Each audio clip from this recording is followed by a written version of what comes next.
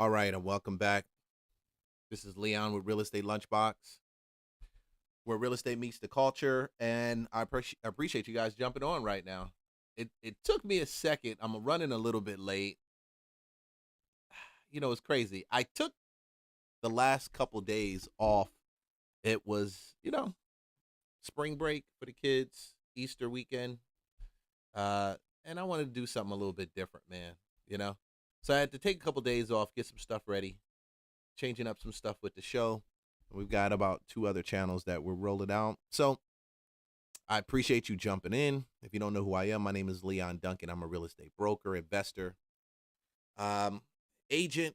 Last 20 years in the real estate metro area for Atlanta, and real estate lunchbox. This is, lunchtime meetup, where we cover some of the topics related to real estate in the culture space.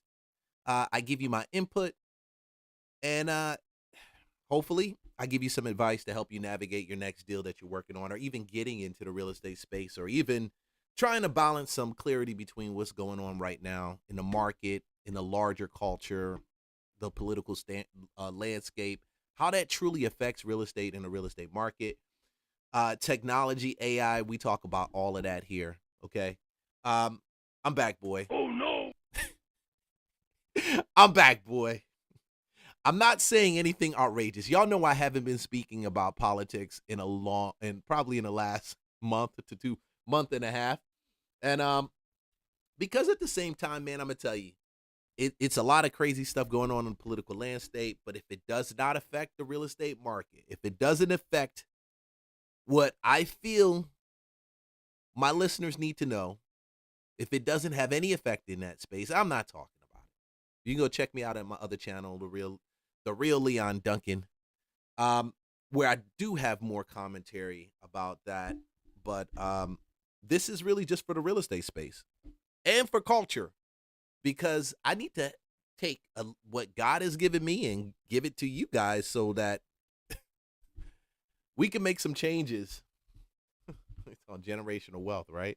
Yeah, so we can make some generational wealth changes. Yeah, some things can change on that space. So like, subscribe, follow for more content. We got the school community that's going to be rolling out, where we will have everything on there from wholesaling real estate to creative financing on real estate, to basic buy and sell financing. How do I put all that stuff together, and what's a good financing company? And yeah, small community for anyone that's interested in taking their real estate business to the next level.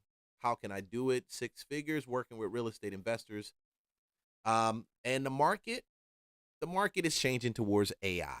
That's what the market is doing. The market is going, everybody's going to have a fully automated AI business, whether they believe it or not, whether they want to accept it or not, because the things that some of us are doing through AI, is changing the way that a lot of people do business. It's making it easy. I mean, easier. Think of it like this. I can make a lot of creative content, put it in carousels, uh, Instagram, carousels on Instagram, TikTok, Facebook, and do those things so much faster than it ever would take me to do it if I was just focusing on trying to do a lot of this by hand the old way. And I truly believe a bunch of people are going to be left behind. So part of why I do this also is to bring some of y'all with me, because I mean, damn, some people, it take a lot for them to change how their habits and how they do things. I think realtors are probably the slowest ones when it comes to doing that, man. Realtors, mortgage people, the real estate space as a whole. As long as Bitcoin, for example, as long as Bitcoin has been out, the blockchain, they still can't come to the consensus that we should be doing a lot of our transactions and logging in on the blockchain. But hey, our country's behind, people. We're behind. We're behind China. We're behind all of that. Yes, we are behind. We spent more time trying to dominate and control situations and less time being innovative. And now we can tell, we can see, because the innovators come out like Sam Altman, and I'm not a Sam Altman fan. This is not like a Elon, a Trump, I'm not out here defending these guys. I can care less what Sam Altman does.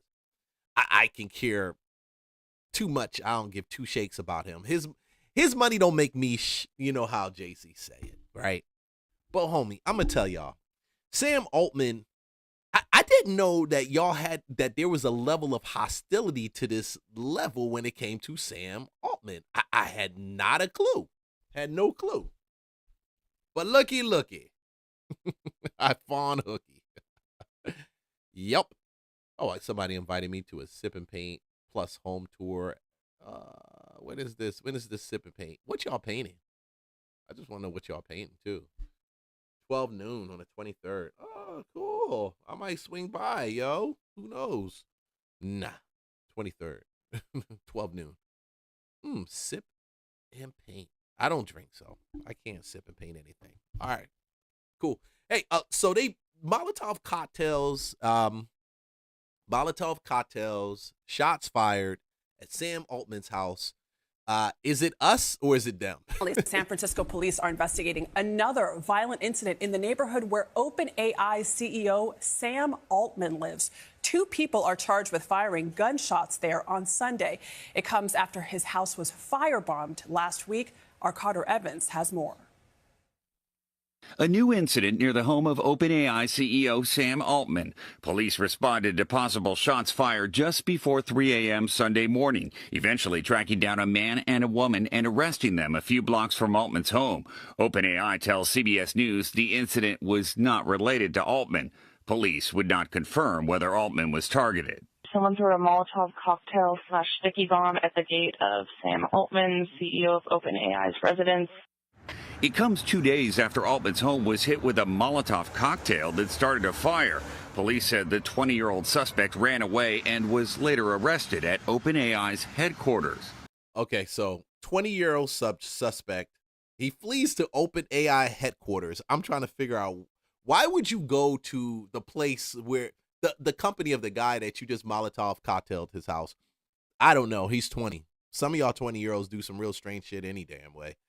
You know what I'm saying? I mean, we used to do strange stuff as 20s, but we didn't do this. I mean, I had to do a little research to kind of figure out why everybody didn't like this guy. And he's weird. I get it. Trying to figure out why they didn't like him. I didn't know it was to this degree, to this level, to this extent. He is weird. I do agree he is a weird dude.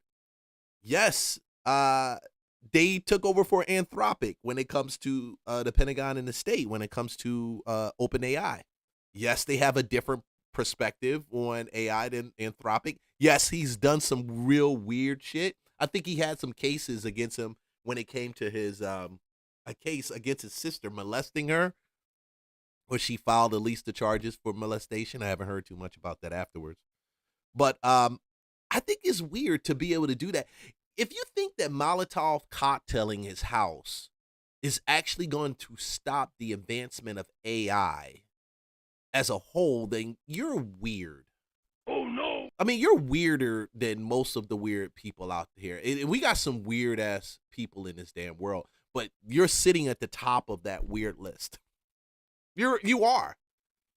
Because attacking this guy who has little to do with the advancement of AI as a whole. Yeah, he controls OpenAI, but honestly, you got Anthropic, you got all these other companies that are jockeying for the same position, and he's just one peg in the wheel when it comes to this right now. Yeah, they got to deal with the Pentagon, but let's be 100%.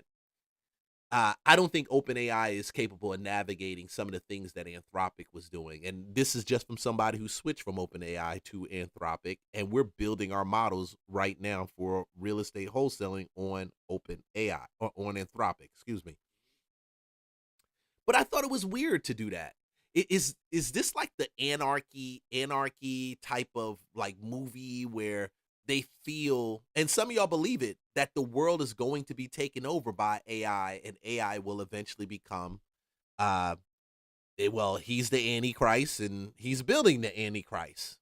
That's what some people believe. I've listened to some really weird stuff. It's really There's weird. a subject threatening to burn down the building. Security sees subject holding a jug. Claims there's kerosene in it. OpenAI says no one was hurt. According to the San Francisco Chronicle, 20-year-old Daniel Alejandro Moreno Gama faces a number of charges, including attempted 20 years old. 20. Your brain has not, his brain hasn't developed. At 20 years old, my brain wasn't developed. Well, it had been. I was in the military. I've been through some shit. But I still realized years later my brain wasn't fully developed. It's none. Because y'all believe that these actions cure and change situations. And I tell people these actions don't do nothing. They only make people like Sam Altman and some of the other ones double down and get protection, just like the guy who was the CEO for United Health, I think it was, right? That got killed by Luigi, I think his last name was. Very weird thing, too. This dude turns around and writes a letter to Patrick Bet-David, which I thought was really weird. But is this the line that we go down now? People are activists against technology while China's actively outpacing us. And do we become a United States or united once we have boots on the ground from a foreign country occupying our country? Then we say, oh, all of this crazy stuff we were doing, we shouldn't have been doing it. Why are they here? There's a cause and effect for everything. There is. murder and arson. Police did not point to a motive, but he appeared to voice concerns over AI in a series of recent online blog posts, calling it an existential risk. The attack comes as OpenAI, the creator of ChatGPT, is facing intense pressure and backlash, including a recent scathing investigation by The New Yorker highlighting concerns some people have with Altman and his company. After Friday's incident, Altman released a very personal blog post sharing a Man, I tell you. Please listen, believe a part of what the media says, not all, because they've got to put somebody in the villain role when it comes to not just AI, technology. Somebody's got to take the villain role. The first villain, well, the Democrats haven't had the villain role. Democrats in office haven't had the villain role. We're going into the prime, the 2 year, right? This is going to be entertaining. I might start talking about real estate just because talking about politics just because of that, but who knows? But because it's going to be entertaining. But somebody's always got to have the villain role for people. In the media, they've got to have the villain role. At one time, I think Bill Gates, he still is a villain in the media. Yeah, of course, after that thing with Epstein, he's got the villain role, right? Is this valid? Tell me, leave a comment. Is it valid? Is Altman really that bad? Because I've read some stuff and I've listened to some of his interviews. I listened to that interview that he gave when he was talking about God and sentient being. I thought that was, I said, dude, you can't even answer a simple question. What are the type of guardrails that are put in place when it comes to faith, God, and things like that? And he was basically said he left it to somebody else to do, which I thought was weird for a CEO. Yeah, he's a weird guy. Photo of his family and writing, in hopes that it might dissuade the next person from throwing a Molotov cocktail at our house, no matter what they think about me, suggesting the incident was connected to the broader debate over AI, saying we should de-escalate the rhetoric and tactics and try to have fewer explosions in fewer homes, figuratively and literally. For CBS Mornings, I'm Carter Evans. So he throws a picture of his children out there with the hopes that would deter him, right? And those are the stories that caught our eye. Back to you guys. So they're hoping that will deter people from looking. He's like, man, I got kids. And I think that is something. When you've got kids, why would you? This is very weird where we're in right now, man. Now the tech guys are becoming the demons. They are becoming the billionaire demons, the police people we have to protect our freedom from. But nobody's protecting their freedom from existential threats. Very weird, very weird. Man, I was looking at China. China's got some really, really crazy tech when it comes to cars, bro. Oh, my gosh. And I'm not even here to talk about that. But some really dope tech when it comes to cars. I mean, really, really dope tech when it comes to cars. All right, cool. So I got a couple things I want to cover. I thought this was ham. Let's run this. DC squatter brings $500K lawsuit against the owner for the property she squatted at. Right. You may remember this epic landlord versus squatter battle in Washington, D.C. that 7 News exclusively reported on last year. A woman, Shadija Romero, booked an Airbnb owned by Roshan Douglas. Now, Romero paid 30 days in advance, then asked to extend her stay, stopped paying, and wouldn't leave for months. Well, finally, in December, a judge ruled the homeowner could kick her out, which she did, and our cameras were there rolling. But now, as Felicia Ashley reports only on 7 News, the former squatter is suing the homeowner for $500,000, claiming designer items that she had in the house are gone.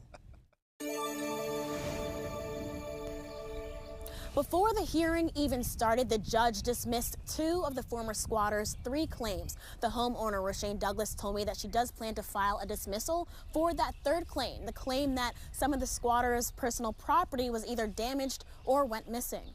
Take a look at this 7-page list of mostly designer items that Romero claims were lost or damaged when she got the boot. Did you get a moment to look at that list? I did look at that list, and I did not see any of those things in that property. Here's a look. Romero claims she had 2 pairs of Meta glasses, sunglasses from Louis Vuitton, Gucci. Hold on. I saw part of this list. You had 2 pairs of Meta glasses. Let's break this shit down. Because you got to realize when you put a renter out of your house, when you put a squatter out your house, they're always going to say they had some stuff in there that was left over, and they're going to accuse you of being the person that stole it. And I'm looking at this. If you had $500K worth of shit in that house, why didn't you have the $500K to pay the owner to stay longer? You used the $500K worth of stuff, money, to buy stuff, and yeah. Use a clown. Oh no. Yeah, use a clown. Use a clown. You can't believe that the judge believes this shit. You can't even believe this. You can't even pay your monthly, weekly, daily rate to rent this as an Airbnb. You can't even turn this into a into a rental and say, listen, I will pay you rent for the next 6 months until I find a place. How the hell we gonna believe that you got Meta glasses? 2 pairs. Prada, Chanel, and Versace. High-end Prada, Chanel, and Versace glasses. Yeah, okay. designer earrings, a white Chanel, denim Chanel, and 3 mini Chanels with no explanation of what type of item she's referencing. Hermes scarves,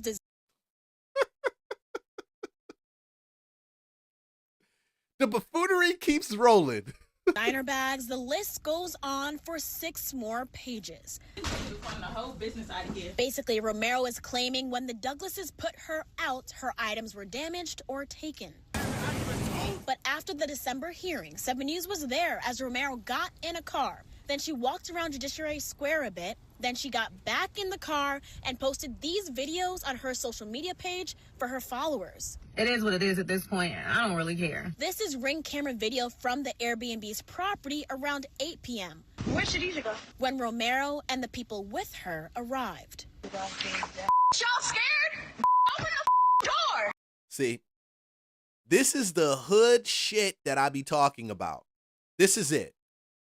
And don't say, Leon, you pushing people down in the hood. You're being mean to the hood. Listen, 50% of the time spent in the hood, the other 50% spent out of the hood.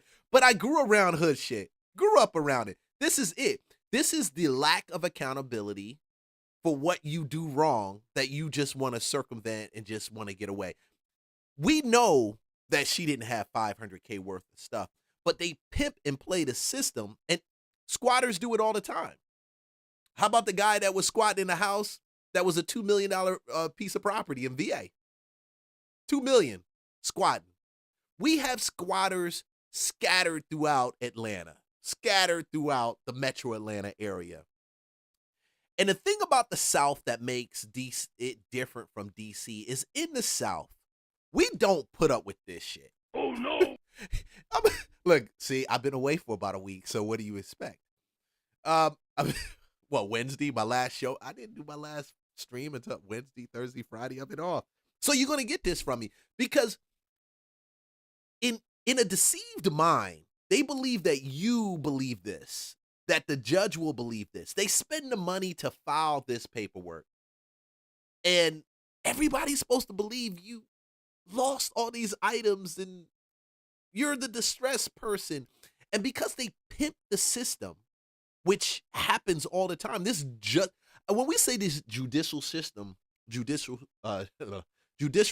unfair, people screaming all the time. Yeah, there's no fairness in the judicial system, no fairness in the law, fairness in law. So this is how we know that it's not fair. Because in the South, when you deal with renters as the landlord, a lot of the laws are written towards the landlord to give the landlord advantage, not the renter. And I always thought that was lopsided, but then I understood. You got an asset, your asset normally it's paying money to the local school and paying for teachers, paying for books. It's part of that whole engine. The municipality should be protecting your rights. You're contributing to society, you're contributing to the betterment of the public school systems that your kids are in. Why do we sit back now and have to deal with some of the craziness? And to be all fair, you've got crazy landlords that are out there too. I don't want any renters, if you're a renter, listen to this. I'm not saying that all landlords are right. But what I am saying is when you have clowns like this that do this type of stuff, it makes it bad, just look bad for everyone. Because when a landlord evaluates your application, they're going to look at it. This is what I look at. This is what I've looked at. I don't own any property no more right now. Everything's been sold. I got reasons behind it. Trust me. And we're going to talk some more about that. Matter of fact, we are going to talk some more about that. When the landlord shows up, and when you show up and you give them the application, we're looking at your history, looking at your rental history. Now, do you think that she's going to be able to rent anywhere? She's not going to be able to rent anywhere. Who in their right mind would rent a house to her right now? I mean, unless she goes under a fake fraudulent name and someone else. But who? And this is the shit when people think they can just get around. They just do whatever they want and just get away with it. That's it. Now she's trying to cover and save face by bringing a $500K lawsuit. We know you ain't got $500K. If you had the $500K, if she had it, she would have paid her rent. When she came to get her stuff around 8 p.m., did she take everything with her? No, she looked like she picked through it and took what she wanted to take. And when we came back the next day, we ended up cleaning up the rest of it, and she never came back. Romero made it clear she is not letting this go. She's already filed a motion for the court to reconsider the claims the judge already dismissed. And for their part, for the Douglases, this was such a horrible experience that they sold their former Airbnb property this week. For now, reporting from Northeast DC, Felicia Ash. Yeah, how could they even keep it? They can't keep it. They keep it for who? She might pop up there with somebody else that rents the place and say, I'm going to tell you about the person who owns this. Remember this? She can't keep it. It's been on the news. It's been publicized. It's national news. We know where that address is, and we knew who used to own it. We knew who used to rent it also. Clown. Just clown. Clown business. About some clown business. But we're living in a time where it's just clown business right about now. Everything's clownish. Everything's clownish. All right, cool. Let's go to this other story. Atlanta Realtor scammed. Yeah, scammed the Realtor. When I saw this one right here, I felt a certain type of way for all of y'all listening to this. I felt a certain type of way for everyone going on TikTok. And you see, because there's some good realtors out there doing a lot of good business. I saw one realtor, she was over here posting luxury homes on TikTok, doing luxury home tours and on TikTok and then YouTube. And I was like, dude, she's pretty good, you know? But dude, will you trust that? Can you trust that? I'm gonna tell you. This is how I personally believe. If you don't reach out to the person, talk to them, meet them face to face, and then also validate that they own the house or they have the ability to transact, and that's kind of where it's coming down to. You're going to have to do your own due diligence. That's how it is, and it sucks because when you see a place, you want a place, but you still got to do your own due diligence. 30. Someone is impersonating Atlanta real estate agents on TikTok, targeting renters who If you impersonate me, I'm gonna sue your ass. cannot afford to lose a dime. Atlanta News first investigative reporter Anastasia Olmos explains what this sublease swindler is actually doing and why you may want to think twice before you look for a home on social media. My name is Ashley P. Williams. I am not working with renters. I am not taking any applications. A realtor who sells homes in Georgia and Alabama says someone is pretending to be her to swindle money from renters. I do not want to lose my real estate license. I do not want to be in trouble because of a scam. This is the TikTok page she's referring to, Rental Business Hub. So this is what happens. So you wondering how you lose your real estate license because of a scam? Because the real estate commission is stupid. Okay, the real estate commission will allow people to post fraudulent shit about you, bring charges against you. They are over, I guess, what's the best way to put it? Over swamped with all the other crazy stuff, the real stuff that's going on. And the real estate agents have been trained how not to show up on the radar for the real estate commission, or they've been trained that real estate, that if it gets there, there's no way in hell they're going to be. Look, slow down, calm down. If you've been fraudulently presented on the internet as an agent, there's so much stuff that's out there you can do. The thing it doesn't help with is the reputation. That's the only thing. But if you think a reputation is going to lead you to success in this space right now, Except that profile photo isn't her, and the woman in some of the videos life, it's a realtor with 2 closings in 1 day. is a different realtor in Atlanta, Amaya Jackson, who tells Atlanta News First investigates the account is stealing her videos. And celebrating my closing. The TikTok account states they specialize in helping renters secure sublease units with keys in hand and no credit check.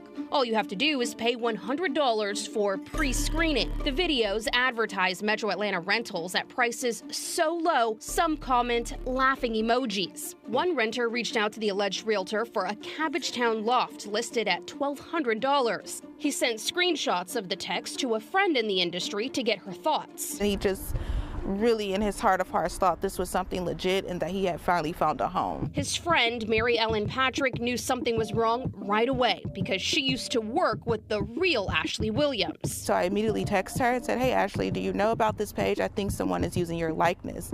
And that's when she told me, "Yes, I'm fully aware. I've been trying to get the page down." Mary Ellen says there were several red flags, including the profile link to a Google form saying no traditional applications are required and rental placements are guarantees.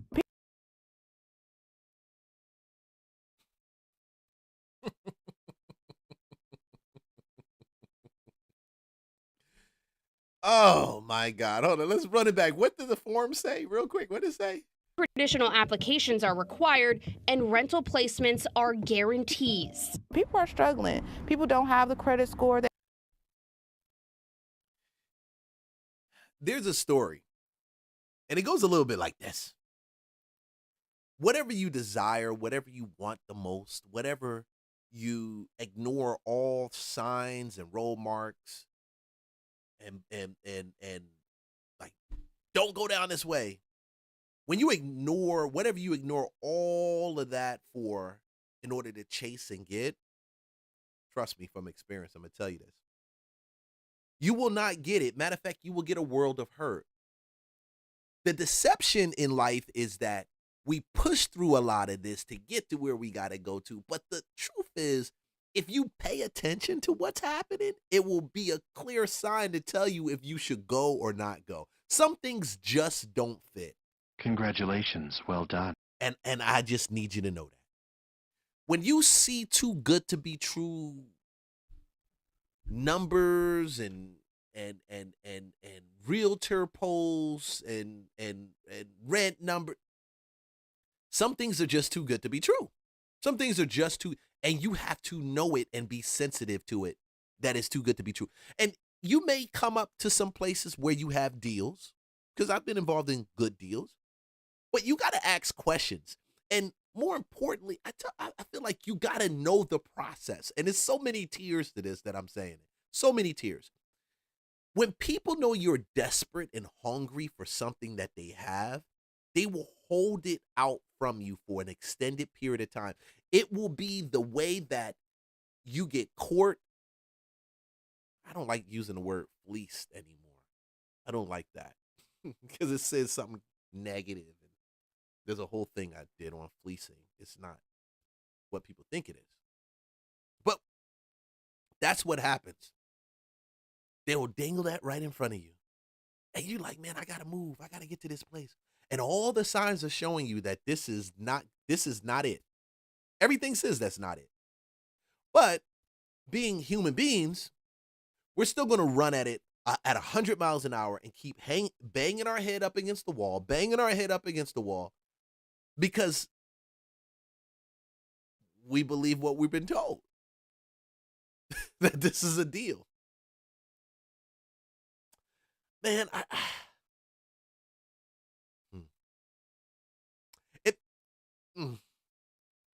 Don't make 3 times the rent. No actual real estate agent or licensed realtor is going to guarantee an approval. There's no such thing. While Mary Ellen stopped her friend from paying the sublease swindler, the real Ashley Williams says victims continued to contact her more than a month later, some calling her boss, claiming she stopped responding to them after they paid her money. TikTok killed my voice on my video. So what I was saying was, this page is a scam, the rental business hub.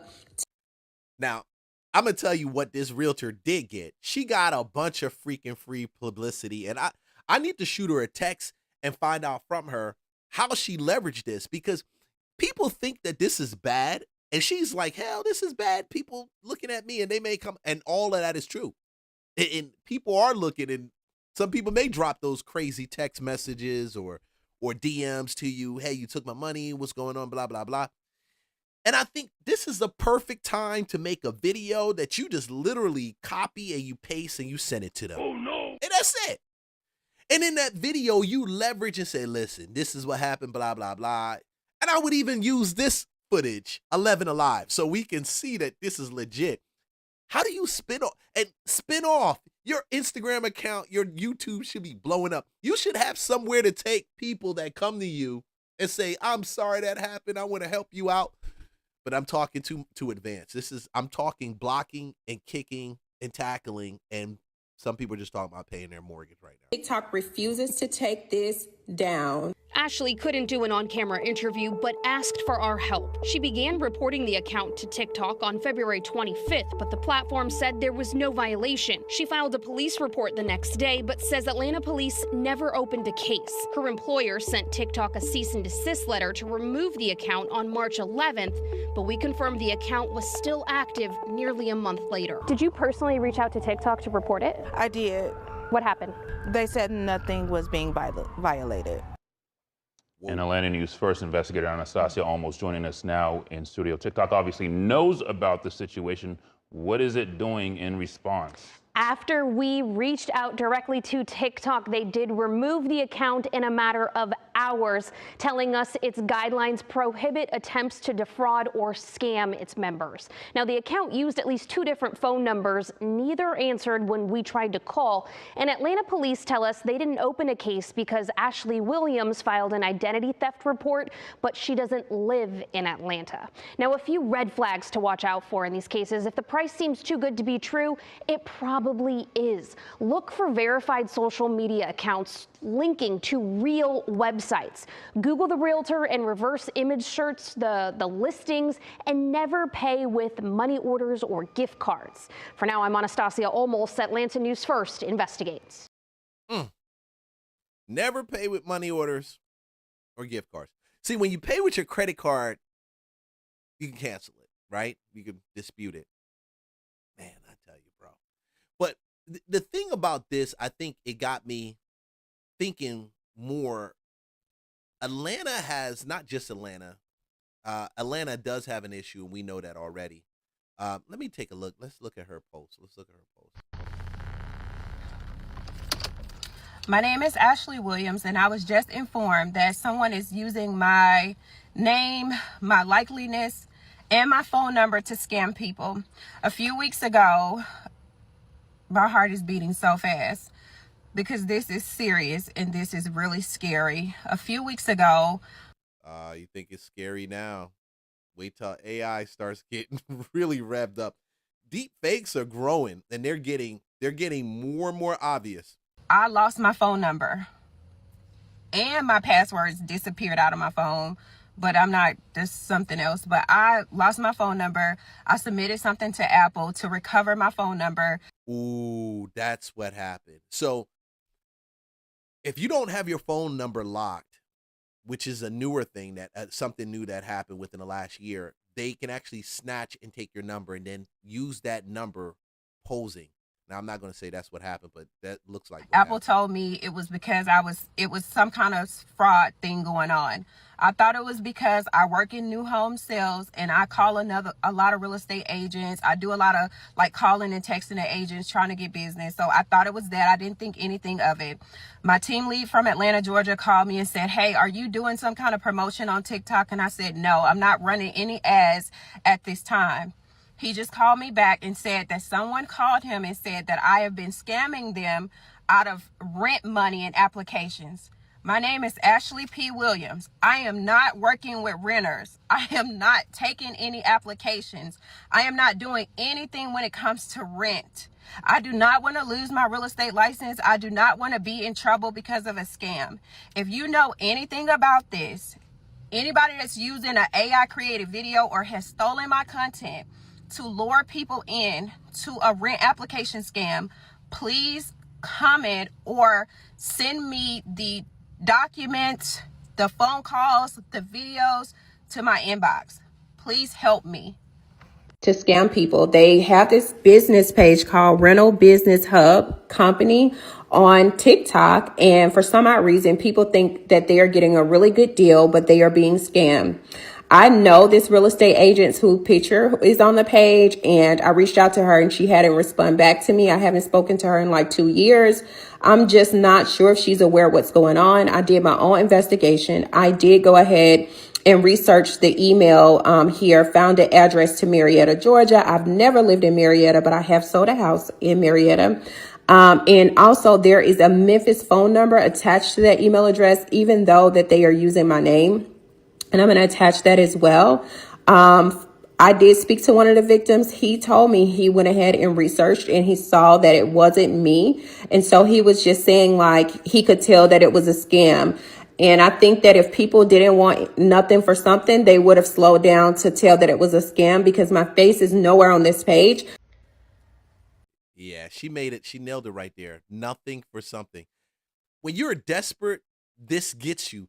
Scams are important when people are desperate. When people just are relaxed. Also, when I say desperate, it's just not desperate. It's also relaxed. Like you are in that place where you're just chilling and you're not even thinking remotely of anything coming down the line at you. Your guards are down. Period. Atlanta, bro. Hey everybody, I came on here to thank Anastasia with Atlanta First News. I am going to clip the article. She was able to get TikTok to pull the account down. Praise God. Yeah, I got that. I see that already. And I mean, praise God for her, man. I'm glad she was able, that it didn't come out to be something bigger, but bro, deep fakes. It got me thinking and looking at deep fakes. Check this out. Just be safe. I'm just telling you. This is how realtors get hacked. Either save this message or share it with any realtor friends that you have, because it's really scary. A potential buyer reaches out via email, totally normal Gmail address, ask you what every buyer asks you. I'm interested in the property, saw it on Zillow. I have some additional questions about it. The questions are very relatable.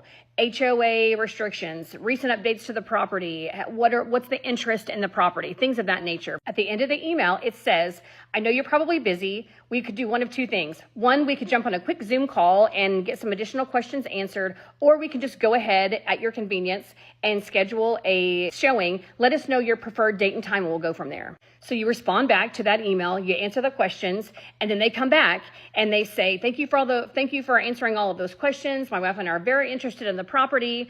We have some additional questions based on this.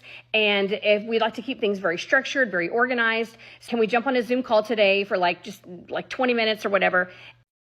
And when I heard this and when I saw it, I started thinking about the texts that I get. So I get texts, I get to multiple in all of my business numbers. There's always somebody, and even an email. I've got a couple emails recently. We're looking for 3 to 5 realtors in your area to work with. Jump on this call. Let's talk about what we can do to increase your business. What's one of my other favorite ones? Bro, this is not just for real estate agents. If you're not even a real estate agent and you're just someone, even my kids, tell your kids, it's to the point now that they can deep fake your ID. They can deep fake your image. Avatars for AI avatars are a big thing. I've made well over probably 100 AI avatars doing different types of AI content. And I'm going to tell you, all they need is a picture. And don't let them mess around and get your voice and put that shit in 11 Labs. It's so many different ways they can deep fake shit out right now. We're in a different place, and I don't believe there's enough guardrails that are put in place to even protect not just agents, industry people, but just common people when it comes to deep fakes, scams, and content out there that they didn't put out there. And we can answer those questions and hopefully get a showing scheduled for this weekend. That buyer then sends you a Zoom link, which we get all the time as realtors.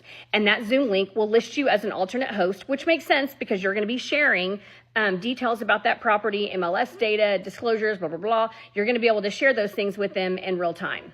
Once you click on that Zoom link, you're thinking that you're about to have just a regular meeting with a potential buyer, which is awesome because everybody wants to sell their listings. When you click on that, it automatically installs malware into your laptop. That's number one. Number two, now it also steals your login information. Thirdly, when you do a Zoom call, there's a camera on your laptop. And so most of the time it will automatically pull up your face unless you turn off that camera. Well, as a realtor, you're not going to want to just have like a still photo of yourself because you're going to want to make it as much human connection as possible. And what they're going to do is they're going to proceed with that Zoom call just like they would in a regular buyer asking you additional questions about the property, showing interest, et cetera, et cetera.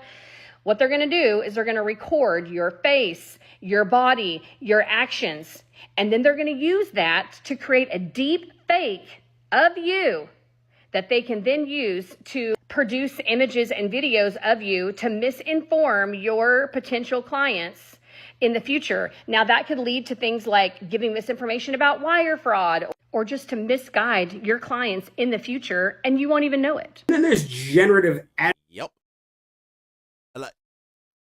The tech is right now, all you need is about 2 minutes of the person's audio, and you can sympathize. You can actually change and create their voice. Now, there are guardrails in place where if you're using things like 11 Lab, which is one of the systems I use when it comes to voice for AI and for avatars, when you get to that part, it does ask you to validate that you have the ability to use it. But honestly, maybe the system watches me when I validate it and it says, okay, that voice connects to the person on the other side. I don't know. But some companies do have that safeguard in place. But the imagery, as far as in the images, that's a different thing. Look, I'm not going to give you all a lesson on how to do this. Adversarial networks, GANs. And the example there is the deep fake stuff. We've seen the deep fake videos. There's propaganda videos all over social media, and there's lots of scams, right?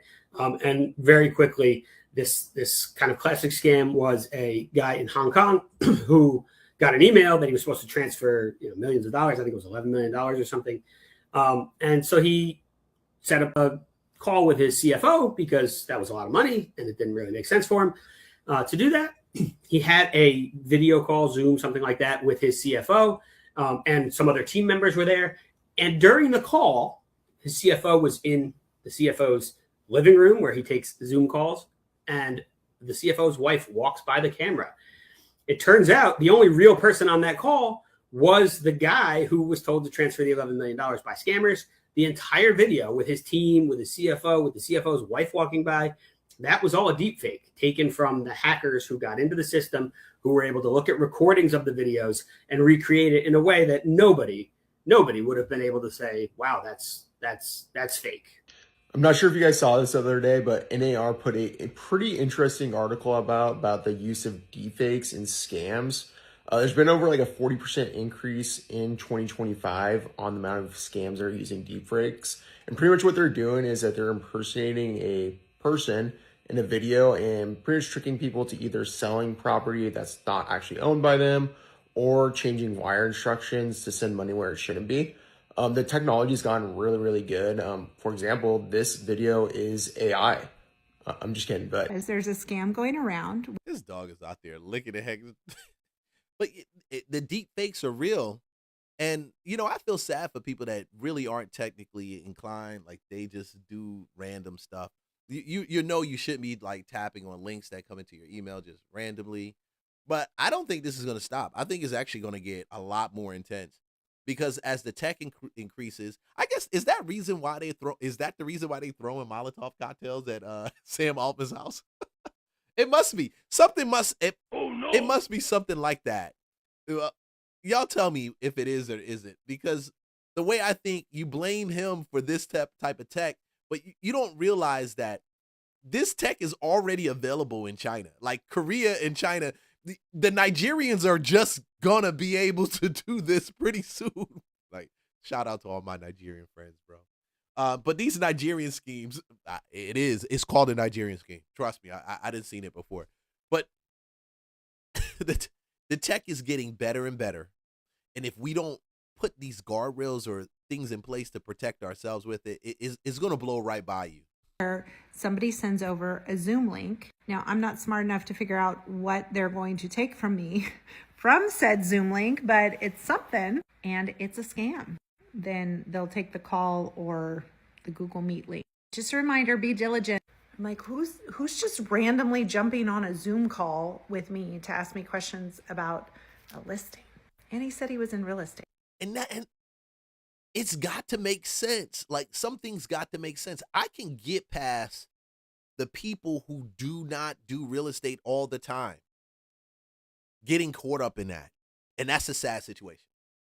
But damn, whether you're a renter or whether you're buying a house. But agents, investors, it's too many freaking agents out here that do stupid shit anyway and blame it on people. It's too many. Too many of y'all. Too many of y'all do stupid stuff and blame it on people. Because there's no drug testing that's in real estate, y'all can just be high on drugs and do shit. I'm not attacking real estate agents, even though I am. But I am one, and I see it already, so I know. And, hey, don't point the finger at me. You'd be amazed at how many DUIs, the agents out here with DUIs and drug convictions and crazy shit going on.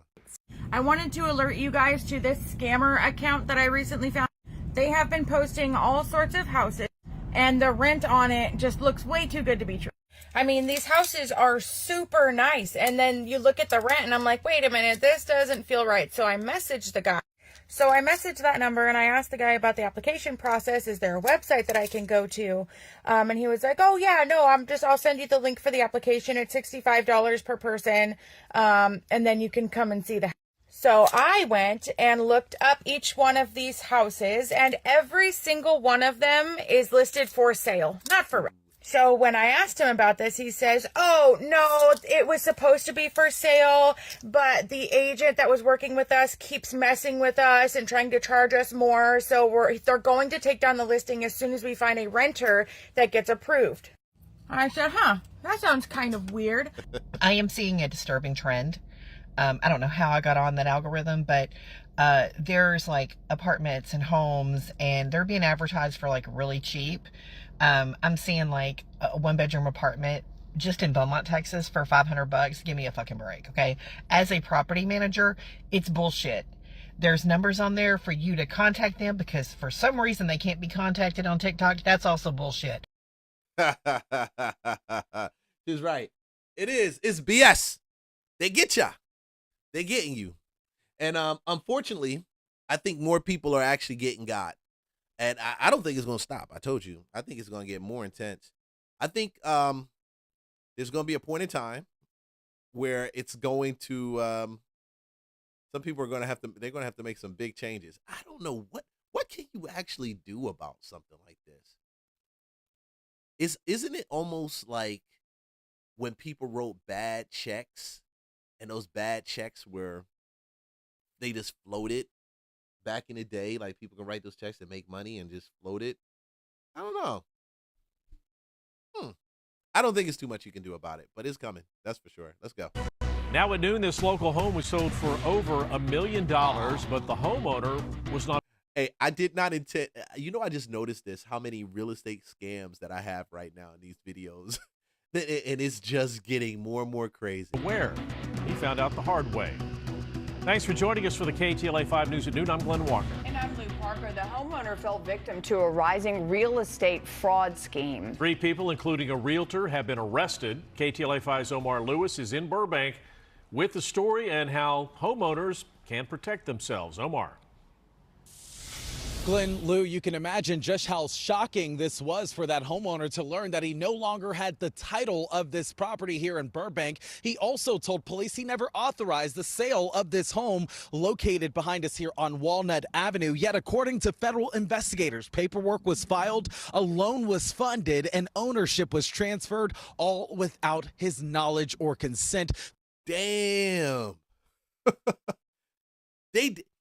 That means the lender actually did a loan on the back. See, I've seen it before where people snatch your earnest money. That's your money that you put down, deposit to lock up the deal.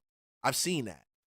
I've seen it where they try to siphon the money in a transfer coming from the owner going to the closing attorney to close. I've seen that. But to actually get a bank involved to actually do the full loan paperwork on there approved, that means you had to bring IDs. That means you had to present a lot of fraudulent information.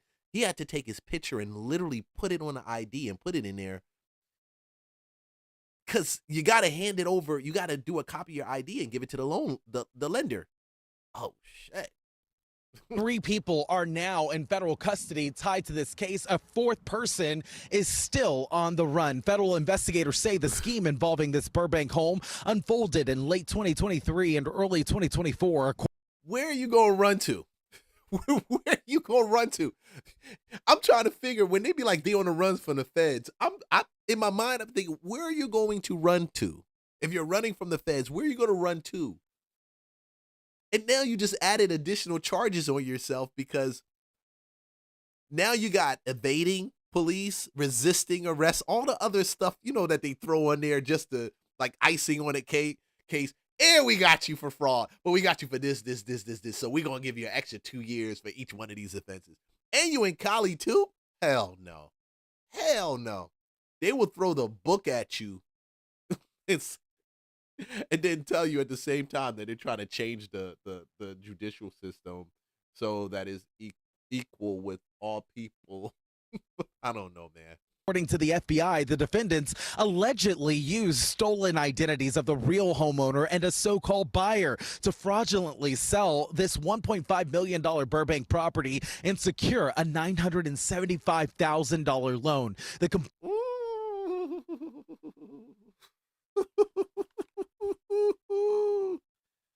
Oh my gosh.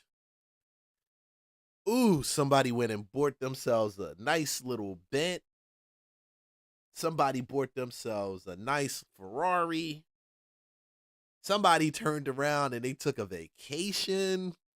Somebody was up in the club throwing some dollars. The strippers got paid at the local strip club. The kids had food to eat. And mama got money for a brand new pair of shoes. Bro, this is bananas. $900K? Wow. Complaint alleges they created fake IDs, forged signatures, falsified bank statements, and even used a fraudulent notary stamp to complete the deal. Prosecutors say once the loan was funded, escrow money was wired to a third party instead of the rightful homeowner. Those arrested include 63-year-old Glennis Cardona, a licensed real estate broker who operated an escrow company, along with Ivan Reyes and Arshak Akopian. The U.S. Attorney's Office just sent us pictures earlier this morning. Authorities are still searching for 54-year-old Basil Takriti, seen here, who investigators allege impersonated both the seller and buyer using stolen identities. What? $1.5 million. I'm telling you, it's going to get deeper.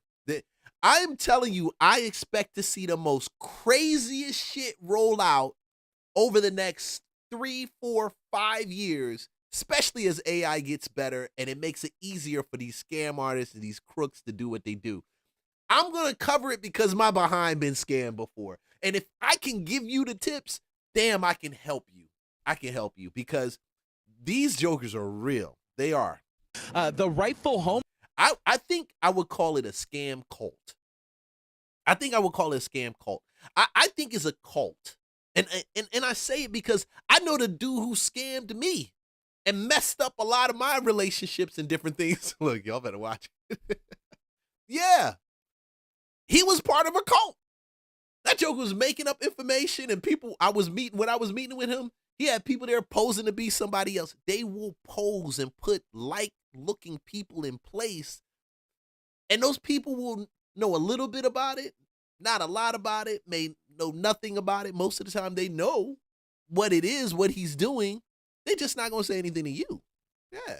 Owner here says that he was able to retain ownership of this property after hiring an attorney. But legal experts say cases like this, they highlight the importance of monitoring your property records online, which you can do there, signing up for county title alert services, and confirming any unusual loan or title activity immediately with your lender and local authorities.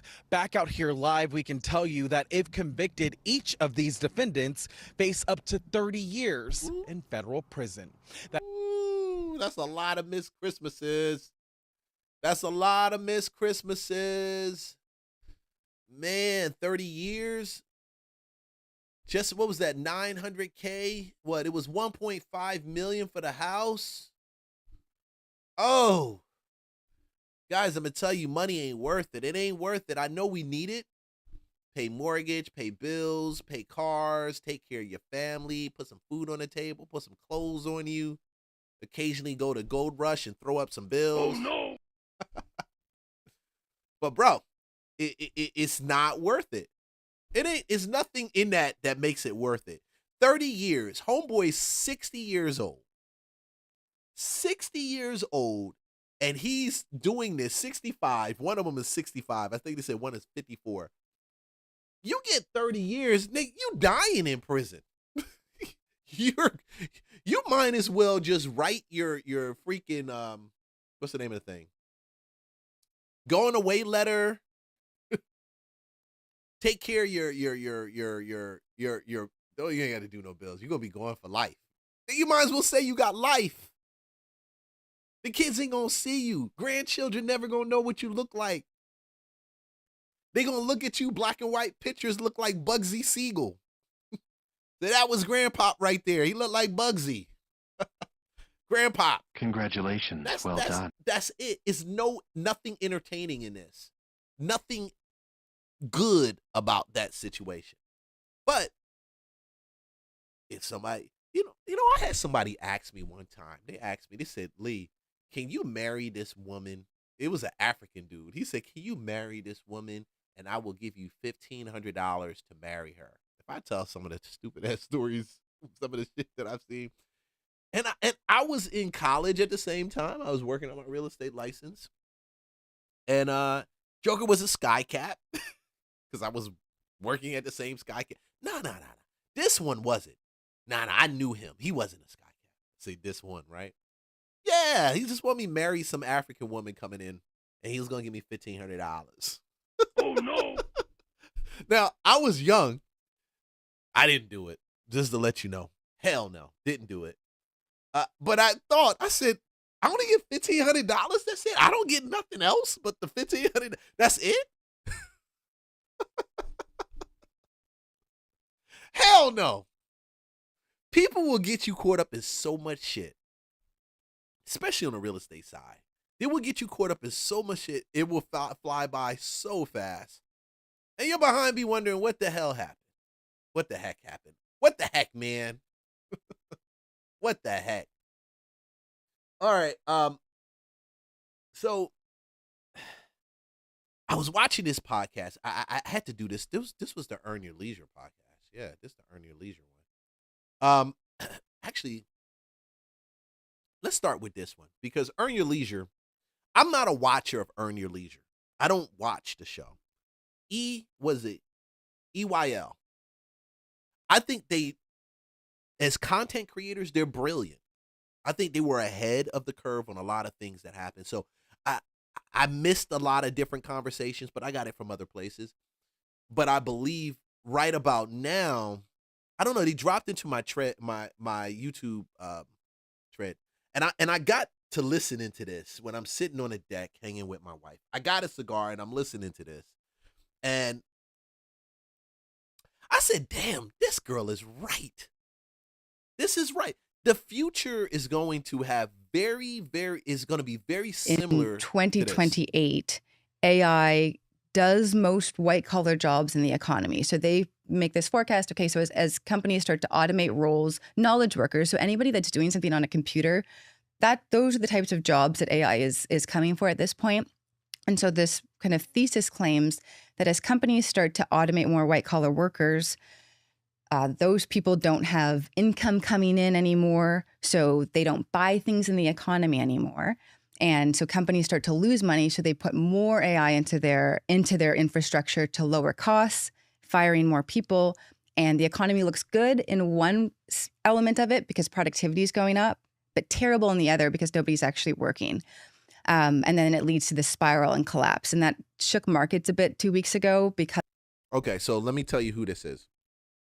Because I had to go follow her on, and I would say go follow her because a lot of people have this fear when it comes to AI. That's why I see them bombing Sam Altman's place and all these. Sam getting his house attacked, and yeah. Sam getting his house attacked. But I felt like she was on point. Now, what's her name? Sophia Bovolo, right? We'll put her name in the description of this video. Yeah. The thing about her, she went to college with a lot of these guys that are in the AI space right now. She's worked for, if I'm correct, a couple of the leading AI companies, and she's considered like a futurist. When I say futurist, don't get this twisted. She's not prophesying what's going to happen in the future. But when you do have people that have worked in this AI space, and the full interview is about an hour and a half. This is probably a couple minutes out of the full interview. But when you look at, they can tell you, people like her will actually be the type of person that can tell you what to expect when it comes to AI coming down the line, because they work in the space. They always doing stuff in the AI space, and so when I've looked at it from that perspective. What are the people speaking about in that space? And look at me, I'm like pushing and pulling everything to go ahead and make sure I got her name right, because the worst thing I want to do is not give her props, because this was a pretty thorough interview right here. Sinead Bovell, Sinead Bovell, Bovell. And what's cool about her is when you go to her Instagram and you find her Insta, it takes it over to her podcast. And a lot of these conversations she's having is the future of AI. What would jobs look like in the future when you consider AI? And will we be working? Will we not be working? How will real estate look like? All these things are important because we're doing, when I say we, me and the people working with me most of the time, building out workflows, funnels for real estate deals. Agents that reach out and contact people. Now, I don't need to source it to the Philippines. I don't have to source it to Vietnam.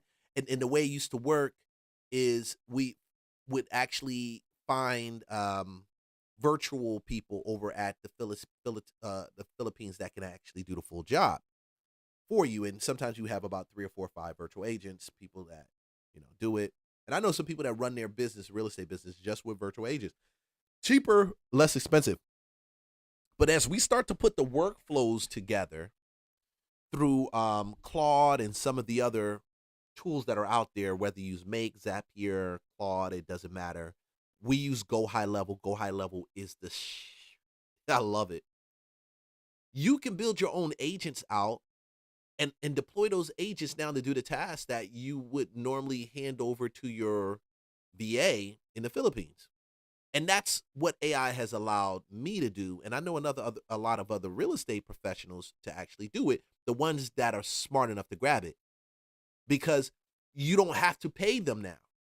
Now we freed up time, and that workflow and that agent can always be adjusted and readjusted and honed in, or skills. It kind of takes a couple weeks to kind of get them all locked in. But once they're locked and they know what to expect from you, they know what you want and need. You know what to expect from them, and they know what is expected in their delivery process of the tasks that are given.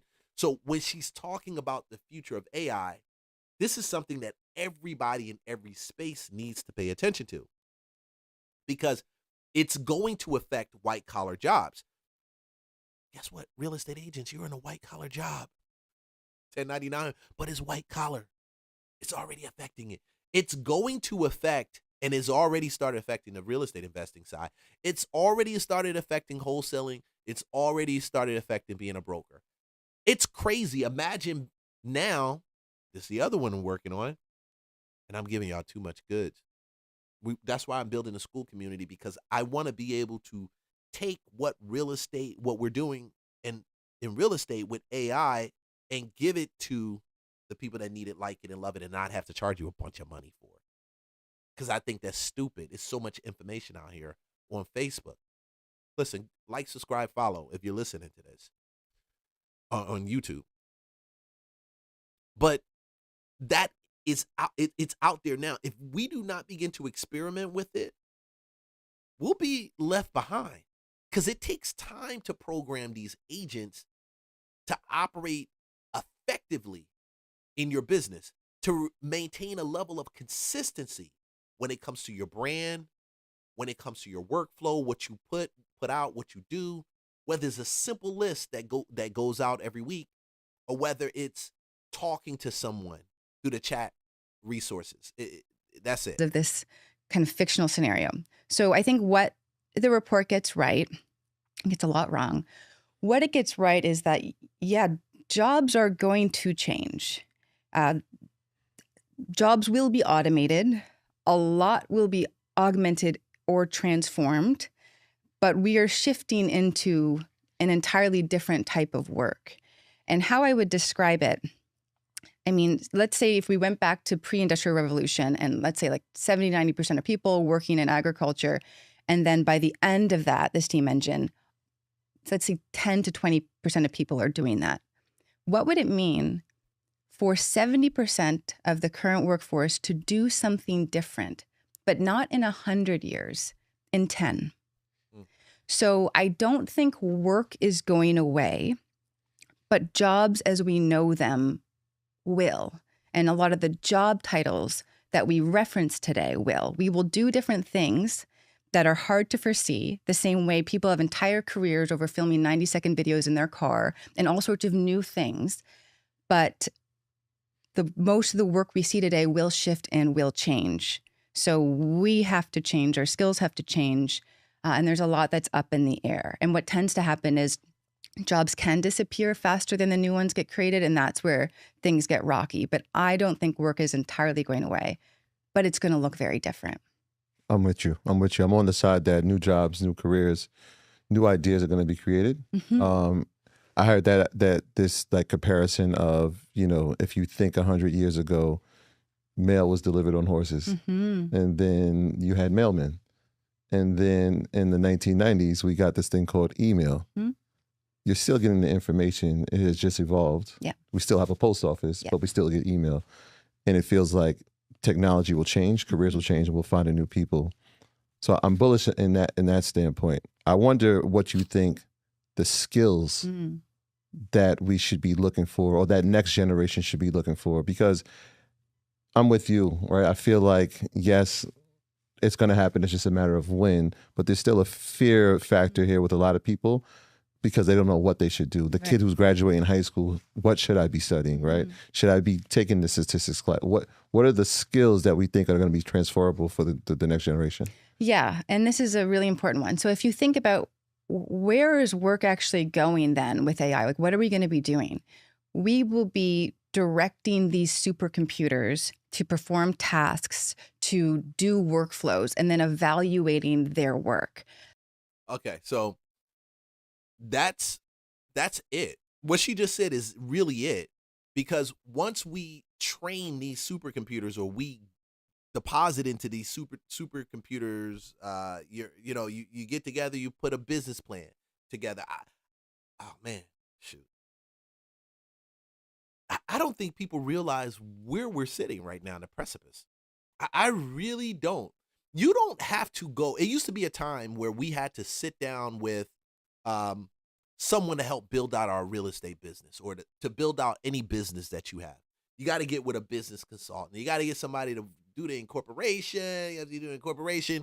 You got to turn around and get a business plan together. After you get the business plan, you got to go find the capital, or get people to invest in the capital, or use your personal capital to actually do it. You can literally tell AI, which I did, and this was crazy. I want to build this particular thing. My budget is $1,000. How can we do it? And use that $1,000 and energy to scale up to a point where we're making revenue. And then from there, how do we now take the revenue that's coming in and use that to build a bigger, better machine, business, whatever it may be? If you've ever wanted to get into a specific space, this is it. You don't have to sit back on YouTube and wait for somebody to give you the ins and outs on how do I create a wholesale business.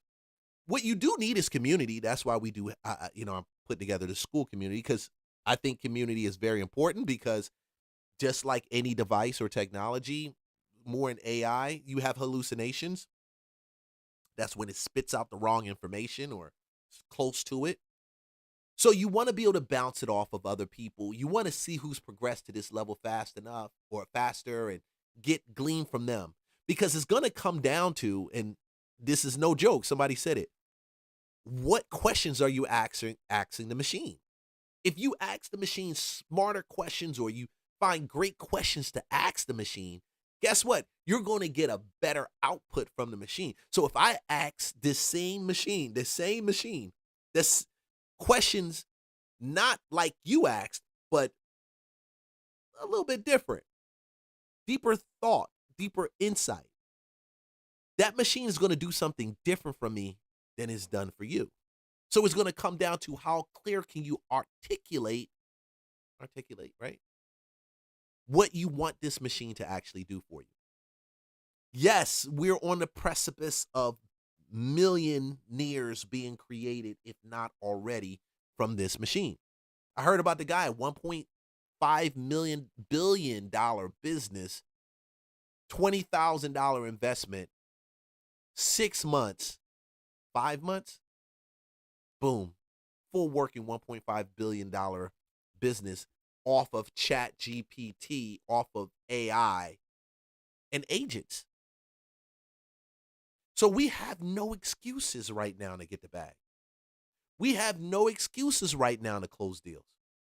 We have no excuses to build businesses. And I'm running fast and I'm running hard and everything is on the table. Not one piece am I leaving off of the table, all invested in. Because I believe this is going to change and restructure how we do business, how the world does business. And it's going to taking away a lot of the gatekeepers that held some people back from being successful. So then the competitive advantage shifts to what questions are you asking a supercomputer? If you can ask AI anything, what is it going to be? And how do you know to ask that? Are you going to ask it a question that your competitor isn't? How well do you communicate that question? How well can you evaluate what AI tells you? Yes, it could sound smart, but is it good? Does it relate to what you actually need in your business? So the skills for that would be judgment. So AI is going to give you 15 pretty great answers. What's the best answer for the use case that you're in? Communication. The better you can communicate, and not just to AI, but to people, right? So can you sell the recommendation that you've now constructed with this system to your team? And that's what it comes down to. So we're in a place where there shouldn't be any excuses. There's no reason for us not to get out there and to kill it. I don't know. I mean, some people, they want it. I mean, people come up to me, hey, man, I want to get into real estate. So once we start to balance that out, the question is, how do we now turn around and use this technology to advance us in our different careers and so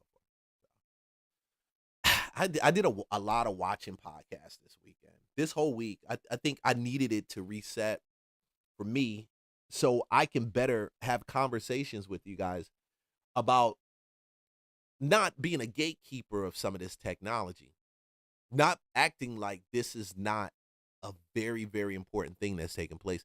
Not acting like this is not as big as the internet. This is as big as the internet. I'm telling you, this is as big as the internet. This is probably going to replace a lot of people. But there's a further conversation that happened, which I do believe the future of business will actually look like. I believe down the line, the good part is you're going to build an AI agent to support and be an extension of what you do naturally in your job or what you do as a contractor in that space. So that AI agent becomes an extension of you. And once that AI agent becomes an extension of you, a tool, you'll now be able to build a strong enough agent where your agent will do certain things and move a certain way that other people's agents won't move. So when we're lined up for jobs, or that sounds really bad, when we're lined up for contracts, because the face of different companies will change faster. They don't know what they need to be able to hire for, to teach. They don't know. We're slow in the real estate space. In all these other spaces, like the Oracle, when they're firing people, they don't know what their new hires are going to look like. They know they're going to new hire people, but they don't know the skills that they need to have. Guess what? If that person has the ability to be able to use AI correctly, build projects, workflows, sub agents to do work, then what ends up happening is they're going to compare me to two other contractors and say, man, the work that he produces is not like the other two. What is he using? I'm not going to give you the secret sauce. Not going to give you the secret sauce. But that's how it's going to change. Now, you won't just be working for one company. You may be contracted for 3 different companies. One, you may have a 6-month. Other one, you may have a year contract. The other one may have an 18-year contract. One might be a month. but you have the flexibility and mobility. And I kind of feel I've always been the one for freedom with flexibility over dollars subjugating and holding me down. Because dollars can always come with the right information and training and the right execution. But man, the time and the freedom that you have, you can't get it back. You can't turn back the time, the clock, and say, I wish I didn't work those 30 hours, those 60-hour weeks, 45-hour weeks. People do that. They do that. I think some people are going to benefit from this in so many different ways. Let's go to this story. I also wanted to bring up this study. You know, we worked in the mortgage industry, so Shout out to the Black Millionaires podcast. They do a really dope job too. Wells Fargo released a study, and it reveals that Gen Zs are looking to be business owners and entrepreneurs instead of, you know, the traditional white picket fence, go get a home, American dream. So they're living their American dream through home ownership. I mean, through entrepreneurship. I'm sorry, and not the traditional home ownership that most people were taught, and you know, with the history books and with all the propaganda that was pushed to us growing up. So when you saw that study, what did you think? It made complete sense to me, and not just because I worked in the mortgage industry, but also because I'm looking at the landscape, and again, Gen Z is calling BS on so much of the propaganda machine that was the white. It was all marketing. Okay, so what did he mean by the propaganda machine? I believe, and they do too. If you're smart, you'll see it.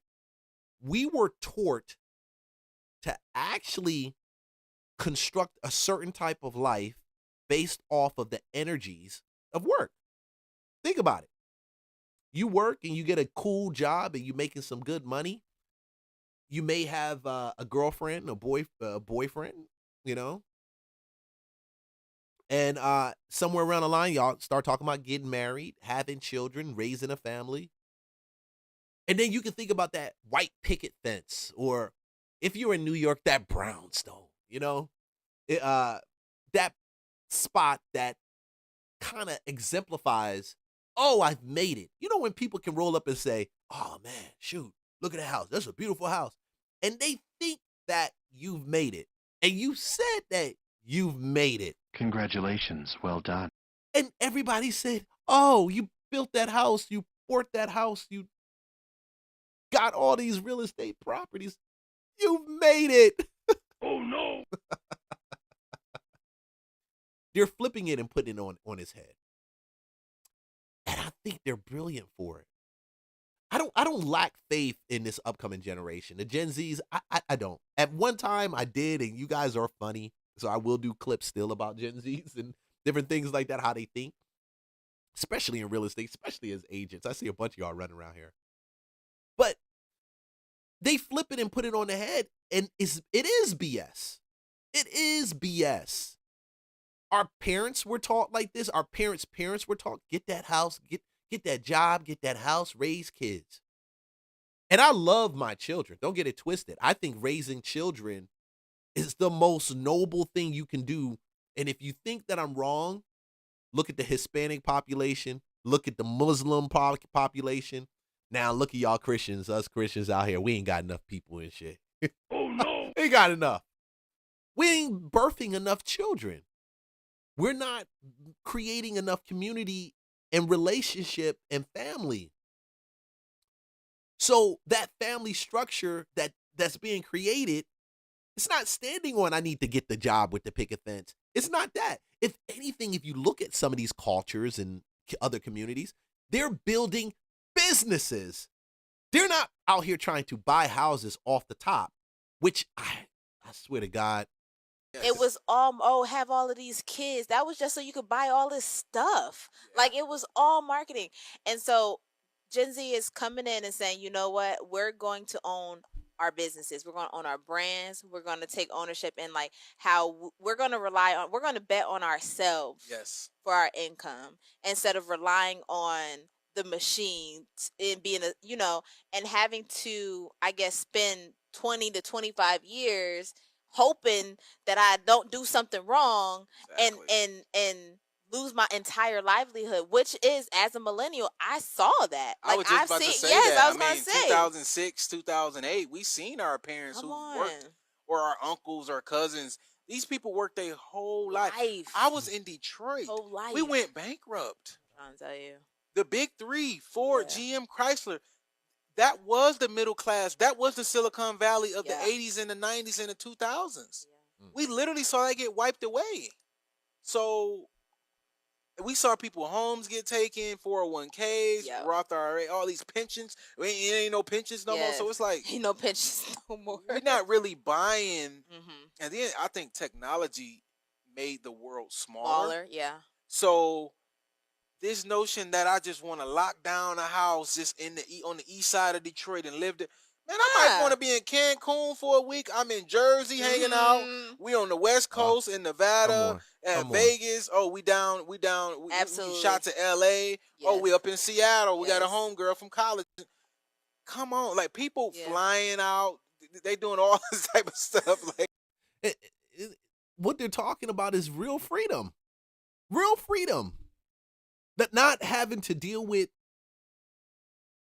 the requirements.